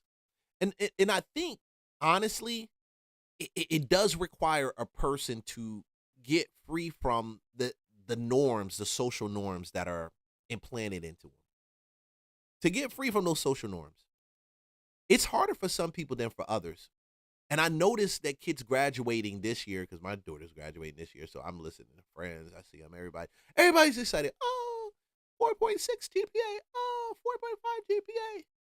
And then they go to college, and they're going to major in something that in the next 4 to 5 years, it won't carry the level of weight that they probably went in initially to get. It will have some weight, but I believe the weight around it will be more around how do you think knowing the information you know in relation to that field. And they're building businesses, which I've always said, is it? See, the deception, I'm going to tell you, the biggest freaking deception, and one of the biggest, craziest deceptions, is people think that you have to go ahead and run yourself into a crazy amount of debt to get real estate. You need to have 5 or 6 properties, and you need to grow. That's your pathway to generational wealth. The reality of it is that is not your pathway to generational wealth. Yeah, I said it. I'm the real estate guy saying this and telling you that buying more real estate isn't going. This is not the path, especially when you do not have some type of business. See, it's nothing wrong with having all those properties. The tax write-offs are phenomenal. Phenomenal. But consider this. You don't have to rob Peter to pay Paul. You don't have to struggle. You don't have to strive. You don't have to be concerned if a tenant doesn't pay their rent. You don't have to see the decrease in that monthly income coming in because you had to take care of the stuff for your kids or for your house and all that. You don't have to be reliant on that if you build a good business with a good solid brand and it's cash flowing. Now, sky's the limit. You can buy multiple properties, as many properties as you want. You can buy and sell it, treat it like freaking Monopoly. Because the money's in there, and it's not contingent on that renter paying their mortgage. It's not contingent on that, paying their rent. It's not. And I realized that, and I had to adjust it. That's the reason why I got this podcast, because I've noticed all the other weird shit going on in the real estate space with all these other agents and all these other investors doing all this other stuff, scratching their head trying to figure it out. We build brands. We build brands based on the technology that's moving right now. We don't build the brands also to turn around and to sell them, because we talk about ownership, right? Like we're not trying to pull a Breakfast Club and go over to Netflix from YouTube when you done built up iHeartRadio to the level that is at right now. Shit, they should have paid you to be a part of them. They should have. But we're not toward that. We're not. So it's easy for you now to take your face and your likeness and trade it for $250,000, $350,000, $500,000 $100,000 a year job and then still preach about generational wealth, and you got a multi-million-dollar business sitting there. Man, there was a clip from you know the dude who was remember Black Ink Crew? I told you I was watching a bunch of stuff this weekend. The guy, the lead tattooist, the guy who owned the shop for Black Ink Crew, he got fired. Of course, they canceled the show about 2-3 years ago with that whole dogfighting thing. But I saw this interview that surfaced just recently, and he's talking about how 1.3 billion, not with a B, was made off of Black Ink Crew from VH1, right? VH1. I was like, damn, he ain't get none of that. He ain't get none of that. For 10 years, 1.5 billion? You're talking about somewhere around $100,000, give or take, $100,000 a year? $100 million a year? $100 million, right? $100 million a year? He ain't get none of that. Steve Harvey just got his advertising rights. He just got a piece of that from the time he's been working. What more you? What more you and I? So now we're going to build this stuff? Because he's scratching his head and he's like, what's the cat's name? He's like, I can't believe how much money I left, because you'll get enough money to get strung out. All the broads, all the chicks, all of the chicks see that you the man because you on TV and you get in the bag, right? Oh no. Right? So they see your TV, they see your bag, they see all of that shit. And that's your clout. So you clout chasing. Congratulations. Well done. And you feel like, I can't be knocked off. You're not thinking business. You're not thinking, can I own part of this brand, Black Ink Crew? Man, that's a dope name. If I continue doing, man, they fire this behind and put another resume out there, application out there, job posting out there, I should say, for somebody else to do it. Hell, we can do Black Ink Crew San Fran. We can do Black Ink Crew NY. We do Black Ink Crew Atlanta. Black Ink Crew Houston. See, you got to think bigger than just that. And I think, and I truly believe, man, and I'm proud to even say it, I believe millennials got it. Shit, they got it figured out. The Gen Zers, I don't say millennials. Gen Zers got it. Let me correct that. They got it figured out. Some millennials getting it. Some of them got bits and pieces of it. But misinformation will keep you throwing all these little catchphrases up. Oh, generational wealth. Oh, generational wealth. Oh, I got to get me some of that. I want that for my kids. Man, I had a client, I hope she ain't watching, called me and she was like, hey, Lee, I want to buy a property, a rehab property. Yeah, I just want to put generational wealth together. I cringed. Now she's making great money at her job, doing really good, but I still cringed because I know that real estate builds wealth, but not at the speed that a lot of people want and would actually need to battle inflation. Right now, it's struggling. You got to have more properties, and you have to have a specific type of property buy box that's going to appreciate. Right now, at the level that you want to appreciate, cash flow. Oh yeah, okay, cool. But you get a house that's $300,000 when it's all said and done, and you rent it out for $2,800, which is very freaking high, but $2,800. It's not even at the 1% rule. Y'all, like 1% of the purchase price should be equal to what your rent is. That means if you bought it for $300,000, you should be renting it for $3,000. We're going to talk about that school community. I haven't even put it up yet. I'm just telling you ahead of time so you can like, subscribe, follow, and you know when I drop it so we can talk about those conversations.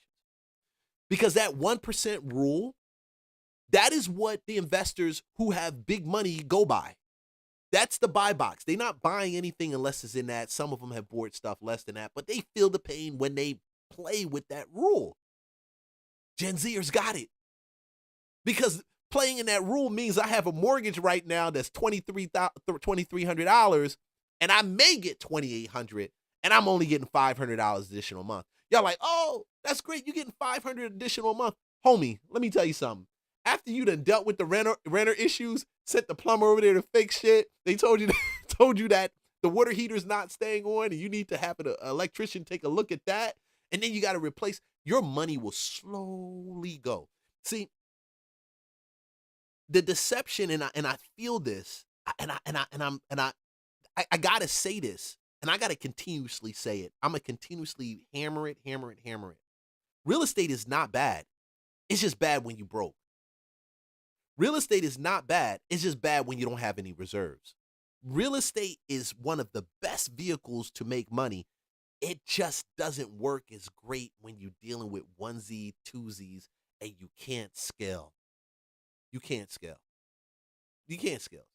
Some things need to be onesie, twosies. Some of those unique type of properties, I get that. Unless you're talking about land. But you can't, because you need the money to scale. After you pay the property management company to manage your property for you, that 10%, in some cases 15%, people, think about it. You making $500. I had a rental. I was making, I think we was making $450 off of this rental, $450 off of this rental. I was like, oh, it's Gucci. It was one of my very first rental. Matter of fact, it was my very first rental. One of the very first ones. I'm like, oh, it's Gucci. Nobody tells you $450. Oh, well, I gotta pay property management. They're gonna pay 10%. Okay. But 10% of what? Not my net, not my $450, 10% of that monthly mortgage rent, which is, if we're getting $2,800, I'm paying them, damn, $280? And I'm only bringing in $400 or $450? You got to be sick and crazy. See, that's why when you have platforms like Dave Ramsey, and he talks about owning a property outright, I'm cool with that. I love it. And I love it because Dave built a business, and he took what he was doing with real estate and he turned that into a business teaching people how to get debt free. And that allowed him to buy more real estate.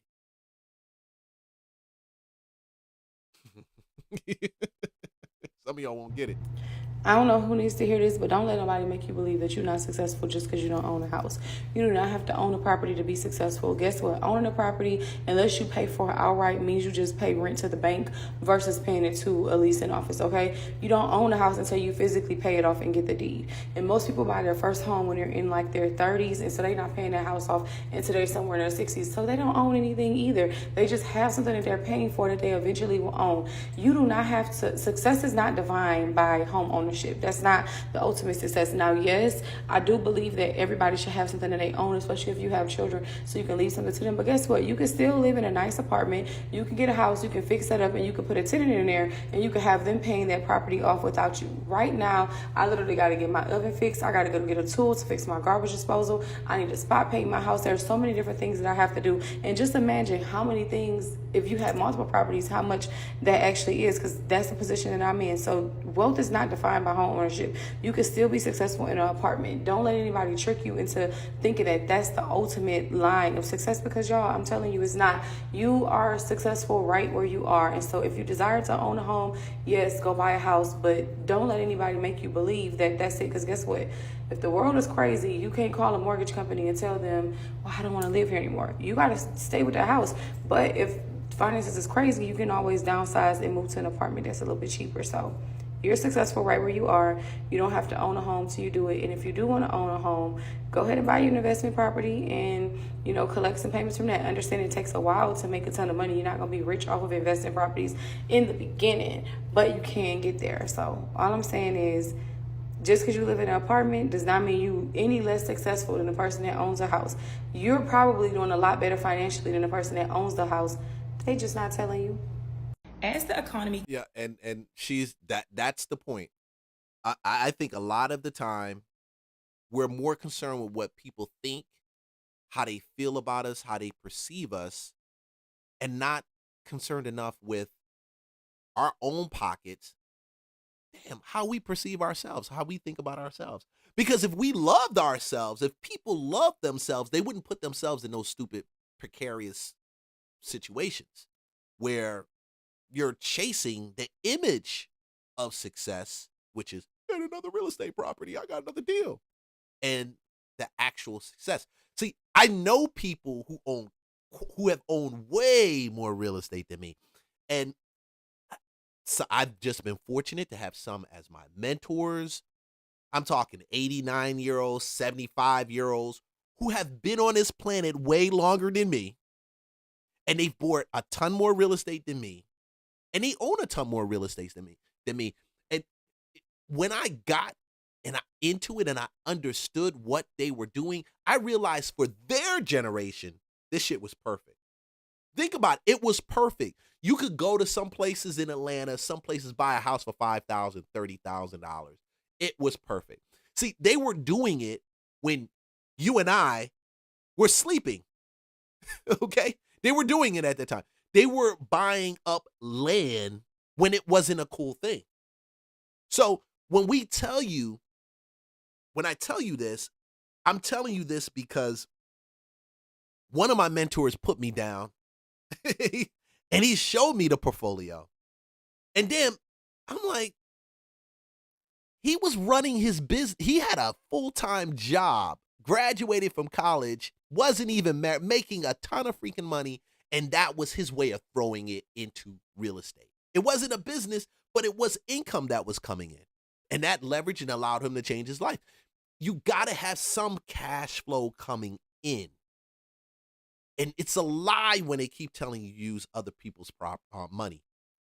That's cool to an extent, not to get to the levels that you won't be stressed out about it. I remember going to our Airbnb and having to put up the cameras. I had to redo a wall, getting it ready, put those little wall panels, those same panels behind me. I had to do like a blue version of that at the Airbnb we had. And I'm there all fucking day. I was there 3 days, probably about 6 days out of the week until we were able to get an Airbnb ready. You say, Leon, why don't you pay somebody to do it?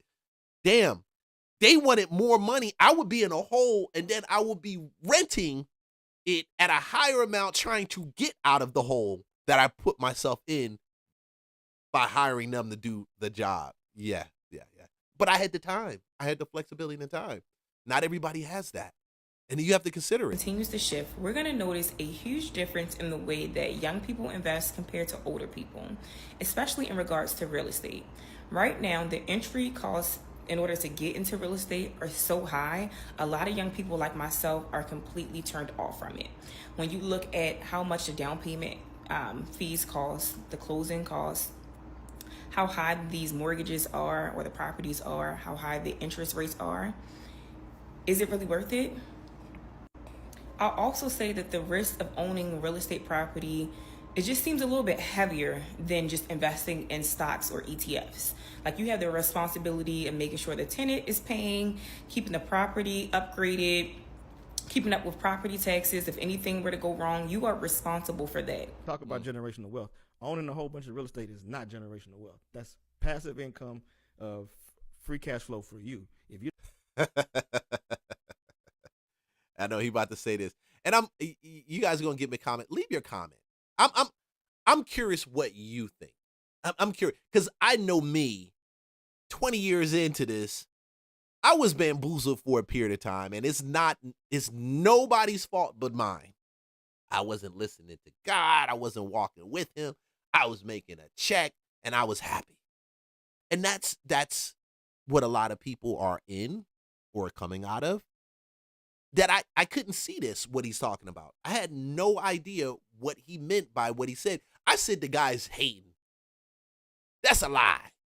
They just trying to get us not to buy property. don't set up the right systems, you're going to lose that in the next generation. And that's what I've been seeing a lot of in like neighborhoods like Fifth Ward.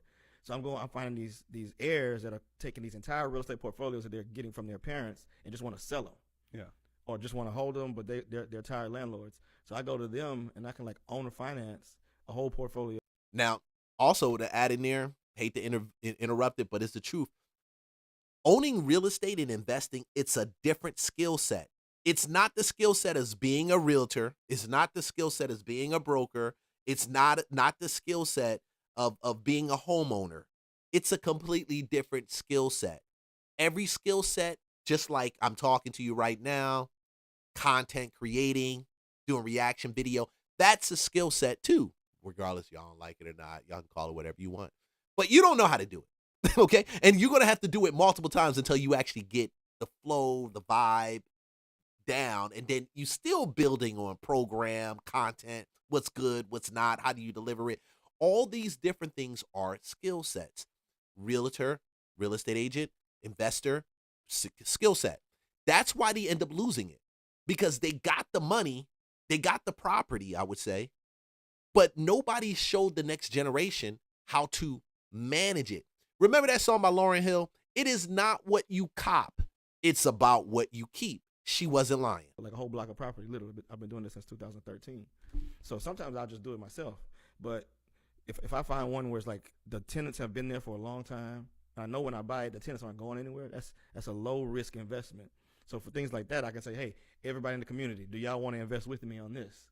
So the first one I did, I bought a block that had 18 houses and 2 vacant commercial buildings for like $1.2 million. Owner financed it with $600,000 down. They gave me 2 years to pay the other $600,000 with no payment in between. I did the crowdfund to raise $1.2 million. Crowdfunding, that's a skill. You can do it. Nobody can stop you to do it. You can do it, but that's a skill. To get people to give you money for a project is a skill. I don't care what y'all say. Some of y'all looking at it like, oh yeah, that's how you take people money. Whatever you want. I don't care. The companies take your money Apple takes your money in order to build Apple up. Okay. And if you own Apple stock, you get residuals, or you don't get a say in what they do. You get dividends off of the stock. You don't get a say in what they do. You don't. But you thought enough about it to buy the stock. They convinced you through the product. Different skill set.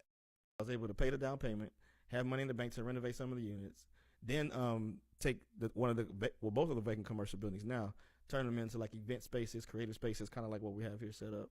Wait. Back the whole train up. You said Jamal Bryant. I had to take it. It was good. I'm not a Jamal Bryant fan, but this is very interesting. owning a home is not the pathway. So you're not against renting. No, to hell with owning a home. At this point, it's one of the best ways to build wealth. Cap.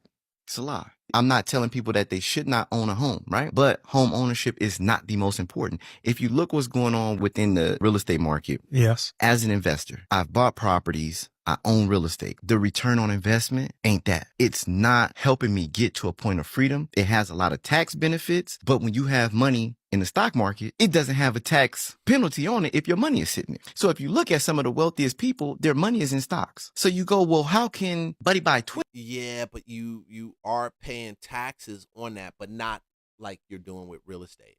And I get it. It is liquid. You got to see the liquidity of stocks, Bitcoin. I love those things simply because liquidity. I would rather buy REITs. And if you don't know, those are real estate investment trust. Those are companies that have a special designation. They buy the portfolio, they use your investment to buy it, and they pay you a dividend every month. So it's like owning real estate. You just own part of the company that owns all these real estates, all these properties, and you get a check every month. They get a check through owning the stock for the company. REITs. That's what you want. If you're not going to get into the game, but you still want to be exposed to real estate. And use stocks and use the evaluation of his stock portfolio. Wow. But he don't pay taxes on it. You are getting ready to change the whole game on this. I have a friend. You are disrupting everything that I thought I knew. That joke ain't know nothing anyway. Yo, home ownership. I'm gonna do this comment real quick. Home ownership is about timing. You have to get at the right time, just like stock. I agree with him. Like it is about timing a lot of times. False home ownership is generational. False home ownership is generational. See, it don't matter what you say. Y'all gonna always disagree with this. Wealth, wealth. Buy 5 homes or one, pay it off, put it in a trust. Now, all you telling me is all this lingo. All this comment is nothing more than that lingo that you got from one of those investing podcast type of things that you purchased. He's just reciting, just saying it. 100K, that's now 400K. Have you done it? Have you bought anything? I used to make this joke with real estate agents in the business. How many of them actually own houses? Because they're telling you how to close a house, but they never own. They don't know. When they walk and say, "Oh, this is a great place right here," and they stepping on the floor, and the foundation is the flooring is like, oh, like we could fix that. No, we got to go down to the subfloor, and that's another 6K on top of that, right? But these guys own homes, yeah, owning land and stocks, yes. Home ownership is great, but not everything. He's right. I would rather own land, honestly, raw land, and I've already mapped out what it can do. The honest truth, if you can buy a piece of land, and even if it's not in the mix of current expansion, sit on it. It's going to get to you. Trust me. It is going to. If you're in a community or a metropolitan area that's expanding out, sit on it. Pretty soon, that 8K or 10K, whatever you paid for it, if it's buildable and you've got the appraisal, got the survey done, shit, you're gonna be balling, bro. You're gonna be balling because you got a survey done too. Even though if it's an old survey, still got a survey done. You know. People talk about entrepreneurship like it's easy. Property ownership versus business ownership. Like, first of all, they shouldn't even be compared. Okay? Don't compare those two. Well, it's not a comparison. It's more of I start with this skill set of business ownership, and then I build also this skill set of real estate investing. That's it. You don't need to compare it. It's more or less what comes first, the chicken or the egg. See, we've been chasing getting the egg. I mean, we've been chasing getting the chicken. I mean, trying to get the money. Y'all trying to get to the bag. So, trying to get to the bag, you just want to see the chicken because the chicken is the bag. Like, that's the food. That's the lunch. Like, you kill it, roast it, you good. But what you don't see is you got to master making that money flow. Like, you got to master the movement of money first. You can do all these other things. You can do it any way you want to. I tell people you can do whatever you freaking want to do. It don't matter. You ain't got to listen to the dude on the YouTube computer saying shit. You ain't got to. But when that branch falls through the roof of the carport, like that shit happened to me, going through the tenant's window, and you got insurance, but your insurance is going to take some time. Because you went for the cheaper, because you try to save some money, but it's going to happen. So you got to pay that carport out of your pocket. You got to she going to go file for her insurance, but you got to take care of some of that stuff out of pocket. Oh, shit. Homie. You're going to understand why we say, get your bag right. Because if you get your bag right, the real estate question, that's a laydown. That's a laydown. That you're going to find properties and you'll be exposed to way more deals. That's why people raise capital, and everybody does it different. Some people do crowdfunding and they raise a bunch of capital and they go buy the shit and that's it. I'm not even for that. I've dealt with raising capital and people's money and all that shit, and I don't like that. It's always the most ignorant ones you get the money from, and that's a different conversation. Schooling is very important. Put it like that. It's very important to go to school.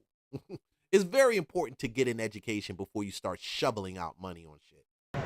Property, you don't do anything. You making money in your sleep.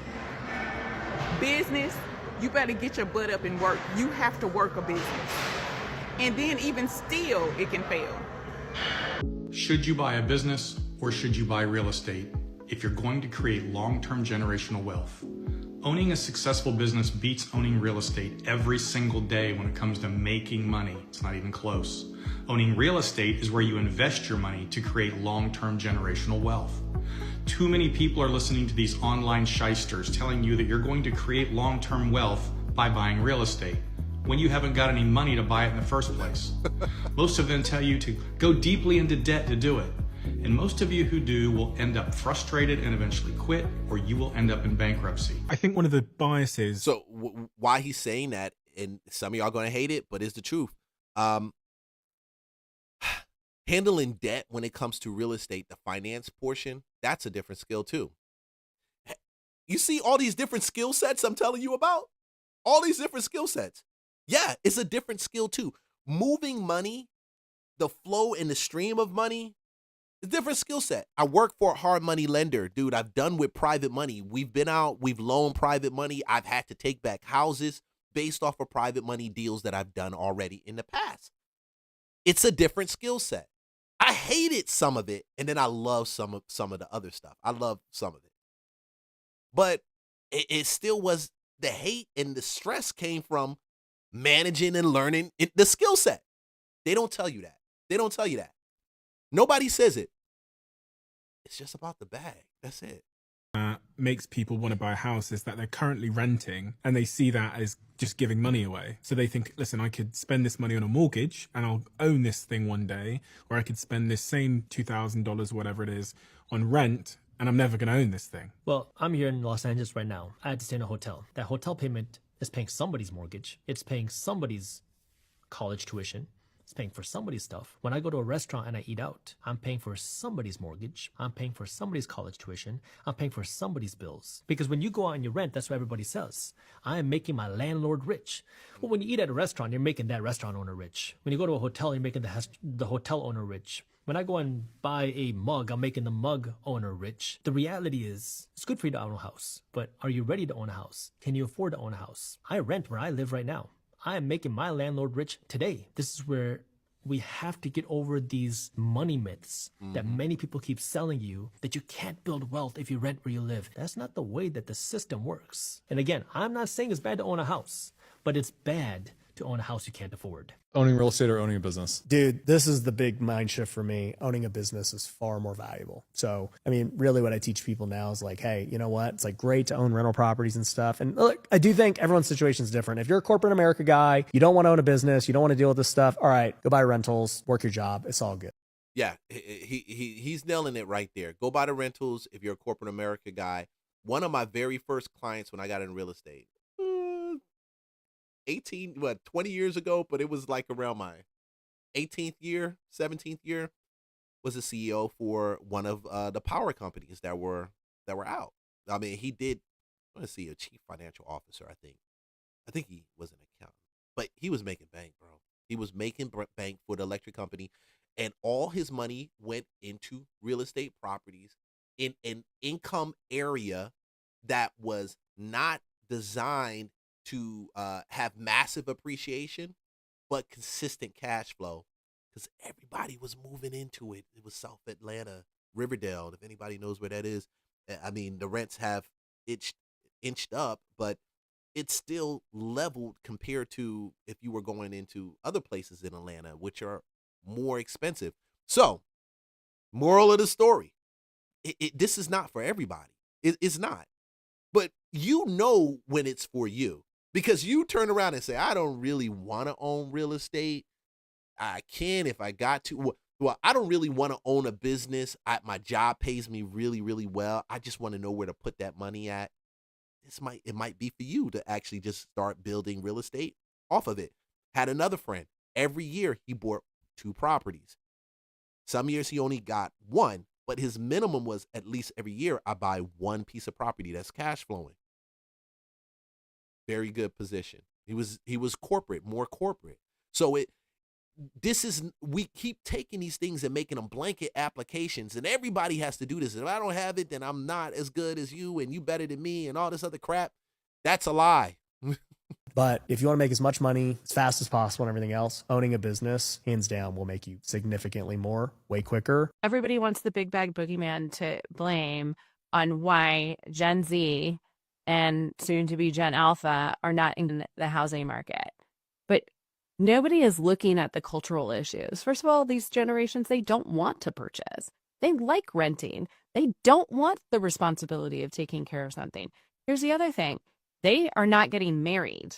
How many people, when you're in your mid-20s, okay, can afford a house all by yourself? You need 2 incomes. So there is a multitude of factors that is causing this generation to be unable to get into the housing market. Yeah. But I do believe that Gen Zers, you guys are seeing it a whole lot clearer, and you've got AI also to help you build the business. My generation, well, a millennial, still got a lot of work to do with cleaning out some of the falsities, fictitiousness in their brains and their thinking. Hey, man, like, subscribe, follow for more content. I am going to hop off of this stream. I appreciate everyone that got a chance to jump on here and look and listen. Leon with Real Estate Lunchbox. We're out. And remember, it's not about what people say about you. It's about what you say about yourself and what God thinks about you. Because the real truth is, who cares what they say or they think? It's what he thinks and says that matters. Yeah. Let's get it. Closing on the block, stacking assets like I'm building height. Leon Duncan with the vision, we steady keeping the market tight. Real estate, lunchbox, digestion of the profit flow.